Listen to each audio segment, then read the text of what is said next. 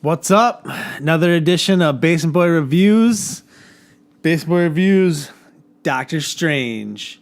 We just got back. It is extremely late in the evening or early, depending on your perspective on what time you get up. Late for grandpas. Fuck off. But yeah, it's late. It's late for me. I stayed awake through this whole movie, which should tell you something right off the get. Yeah, Doctor Strange. It was. Let's talk about the trailers. We got good trailers. We got Guardians. Mm-hmm. We got My favorite was the Pirates of the Caribbean. Pirates of the Caribbean. What else did we get? Pirates of the Caribbean, Guardians. We didn't get Rogue One. No, we didn't. We didn't get. I feel like there was another trailer. I do too, but I don't remember for what. Not good. Not good. It wasn't Assassin's Creed. It wasn't exciting enough to. It wasn't exciting enough to remember. We can just remember Guardians and Pirates. So we got that. Yeah, I don't know. That movie is impressive. Solid. Super impressive. I mean, we'll probably a little bit of spoilers. I think we can talk about this movie pretty much for the most part and review it though without spoiling the movie to a certain extent. Yeah, I mean, as long as we don't mention some of the literally the last 5 minutes. Doctor Strange dies. No, I'm kidding. That doesn't happen. But no. So all right. So this is an origin story. Not all intents and purposes, it's a fucking origin story. I don't know why I'm beating around the bush. It's an origin story, but you need an origin story for a character like Doctor Strange. I think, there's certain characters you don't need origin stories for. Spider-Man, Batman, Superman. For such a mass audience, I would, I mean, you need an origin story for Doctor Strange because most people don't know who Doctor Strange is. Right. We know who Doctor Strange is, and probably a lot of you watching this video know who Doctor Strange was before this movie, but some don't. So, it's a classic origin story. It's a classic origin story. It's true to his comic origin. Is it true to the comic? It is. I know I watched an animated movie with pretty much the same. Yeah, he gets in a wreck. He's an arrogant surgeon, gets in a wreck, wrecks his hand, goes searching for a way to cure it, runs into the Ancient One, learns the mystic arts. The way they explain the mystic arts is this movie. It's almost less magic and more physics, but with the magic spin on it.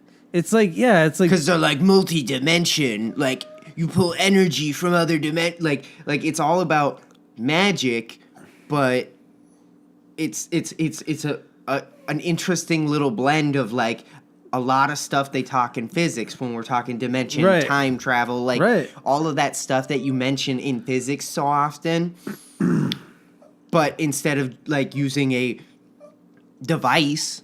It's you cast your spell. You're using the energy from the other dimension. Right. It's very interesting how they explain it. This is like I said. I can't speak highly enough of the visuals in this movie, and it's not even. We saw it in 3D. We saw it in 3D, which we don't see a lot of movies in 3D. I see a lot of movies in 3D. Okay, I don't see a lot of movies in 3D. I'm actually slightly against the 3D movies, and I honestly don't know if I can recommend seeing this movie any other way than 3D. It's kind of a pivotal. It's the best done 3D movie I've seen in quite a long time.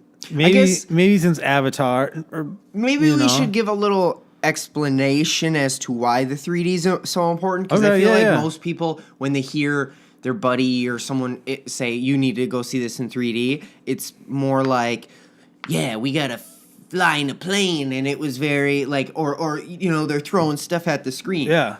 The 3D is so important in this because of the depth. Because if you remember in the trailer, they do the building stuff or where the universe is bent at places and stuff. that really adds, the 3D really adds to depth when they do that. And like the action scenes take place constantly in that. So it's not like those are just scenes that you just watch something like that. It's, you know, an entire 10-20 minute action scene is taking place as the universe is folding around them and stuff, and like it's awesome. It's awesome. That's really honestly the only word to describe it is awesome. The story for this movie is, you know, it's not anything groundbreaking. You know what I mean? It's not like it's gonna be like, I know he's like tapping and everything. Mm-hmm. Bye. You're being a dick. It's not anything like groundbreaking, but it's I don't know. There's not a lot I can say bad about this movie. Like I don't. Can I be honest here? Yeah. The villain is a little weak. Maybe I think again.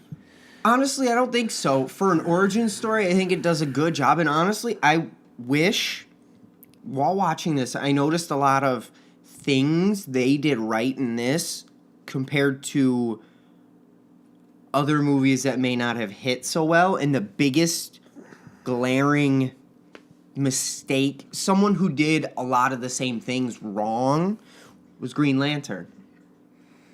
Okay. And I guess I won't get too crazy into it because that might spoil a little bit. But when we think about, you know, the way everything's set up, where it's like a guy was on the good side, switched to the bad side, or, you know, the over-encompassing enemy against them, and it's just Doctor Strange does it very well and takes its time with it. I get what you're saying. I get what you're saying. Like how they built Baron Mordo and Strange's relationship through the movie. And then, so I mean, it is a little spoilers. We didn't say no spoilers, so I said we might drop them. And then at the end, he did turn kind of bad in the end credit, just like kind of Sinestro did in the Green Lantern. So I can see where you're drawing those parallels, right? But it made more sense because of, you know, well, okay, and the Ancient One tapping into that dark, you know, dimension to keep alive, right? And like.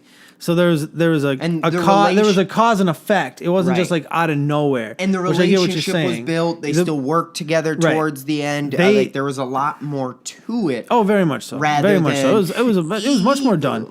I mean, this is a very strong standalone. Like it's obviously part of the larger Marvel Cinematic Universe, but this is a very strong standalone inside that universe. I think probably stronger than Ant-Man. I don't know. This movie just had like layers.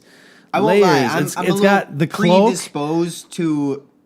I told you I really like the magic superheroes. Yeah. Like they're awesome to me. This is probably my favorite standalone Marvel movie for sure. I don't know if I'd have to see it again for sure. But like I love how they have some of the humor in there.